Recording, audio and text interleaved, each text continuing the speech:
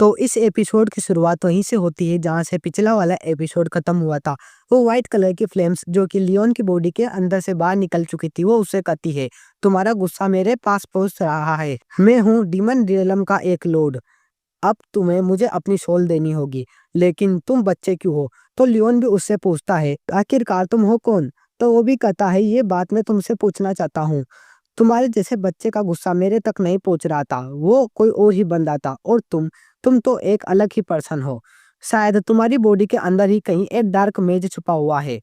तभी वो उसके पीछे आता हुआ कहता है, अब ठीक है, तुम अपनी सोल मुझे दे दो जल्दी से जल्दी, जब भी मैं तुम्हारी रिवेंज लेने में मदद करूंगा।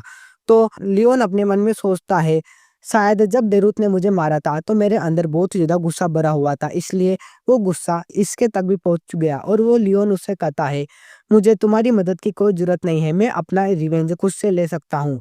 तो वो भी कहता है, क्या?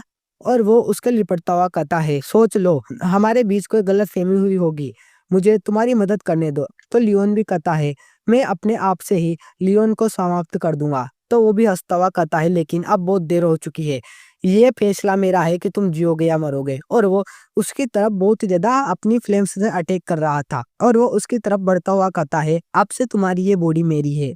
तभी लियोन को बहुत ही ज्यादा ठंड लगने लगती है। वो अपने मन में सोचता है, मुझे इतनी ज्यादा ठंड कैसे महसूस हो रही है, लेकिन मेरे पास तो आइस एट्रीब्यूट भी नहीं है। मुझे लगता है कि ये मेरा इस्तेमाल करना चाहता है। और वो गाइज एक डीमन का रूप लेकर उससे कह रहा था, इस गुस्से को महसूस करो और सोचो कि तुम बेरूत को मार चुके हो और अपना गुस्सा पूरा का पूरा निकाल रहे हो। लेकिन गाइज लियोन तो ठंड से करकराता हुआ कहता है, मुझे इतनी ज्यादा ठंड क्यों लग रही है? ये मेरे ऊपर लगातार अटैक कर रहा है और मेरे गुस्से का इस्तेमाल कर रहा है। आखिरकार मैं क्या करूं? तभी वो दोबारा कहता है, तुम अपनी बॉडी मेरे हवाले कर दो और मैं तुम्हारी मदद करूंगा रिवेंज लेने में। तो लियोन अपने मन में सोचता है, अगर मैंने अपनी बॉडी इसके हवाले कर दी तो मेरी मेड्स और सिल्विया का क्या होगा? क्या वो इन दोनों को बख्शेगा? मुझे तो ऐसा नहीं लगता। तभी वो दोबारा कहता है, सोच लो, तुम्हारा बदला बहुत ज्यादा आसान हो जाएगा।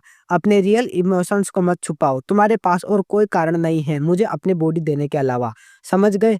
तो लियोन भी कहता है, मुझे कुछ भी करके इसे रोकना ही होगा। ऐसा लग रहा है कि ये मेरे बॉडी को धीरे धीरे खा रहा है।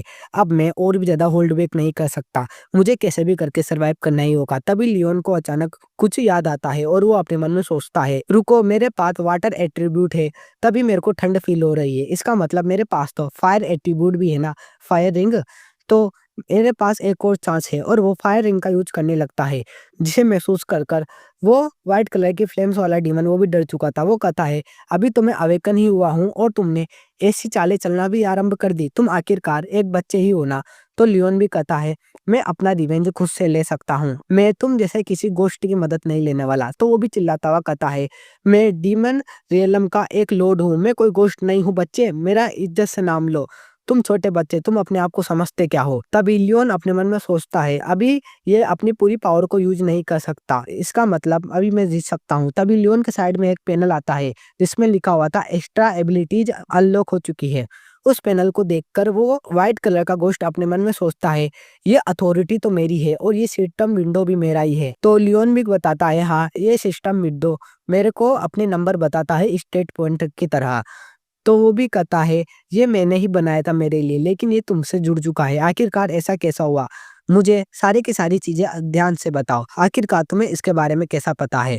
लेकिन लियोन शांति से उसे देख रहा था और वो बताने लगता है, जब से मैंने फायर रिंग को सीखना स्टार्ट किया है, जब से ये सिस्टम मेरे पास आ चुका है, और पिछली लाइफ के अकॉर्डिंग इस लाइफ में मेरी फायर रिंग की पावर और भी ज्यादा एक्स्ट्रा ऑर्डिनरी है। मैं बता नहीं सकता, लेकिन इसमें मेरी बहुत ज्यादा पावर बढ़ाई है। तो वो व्हाइट कलर का गोश्त भी चिल्लाता हुआ कहता है, ये अथॉरिटी मेरी है, लेकिन ये तुम्हारी बॉडी के साथ कैसे जुड़ गई? तभी लियोन एक माना फिस्ट से उसके ऊपर अटैक कर देता है, जिसे खाकर तो गोश्त कहता है, आखिरकार तुम क्या कर रहे हो?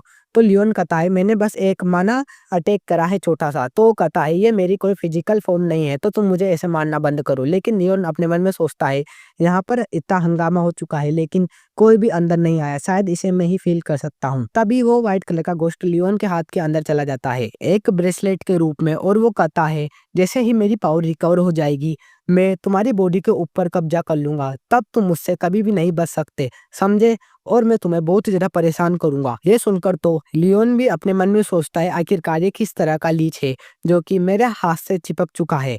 लेकिन अगर ये बाहर आ गया तो ये मेरी मेड और सिल्विया को भी नुकसान पहुंचा सकता है, इसलिए मुझे इसके ऊपर नजर रखनी होगी और इसे बाहर नहीं निकलने देना होगा। बाय द वे, इसने ऐसे लड़कियों की तरह का ब्रेसलेट का रूप क्यों लिया है? तो वो भी चिल्लाता हुआ कहता है, मेरी रिस्पेक्ट करो बच्चे। और गाइज, हमारा यह एपिसोड यहीं पर ही एंड हो जाता है।